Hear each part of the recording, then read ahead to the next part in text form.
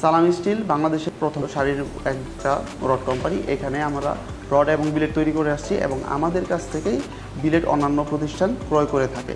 আমরা আমাদের গাড়িগুলোর মাধ্যমে রড যখন সেল করি, এগুলা সেল করার জন্য আমাদের নিজস্ব পরিবহন আমরা ইউজ করে থাকি।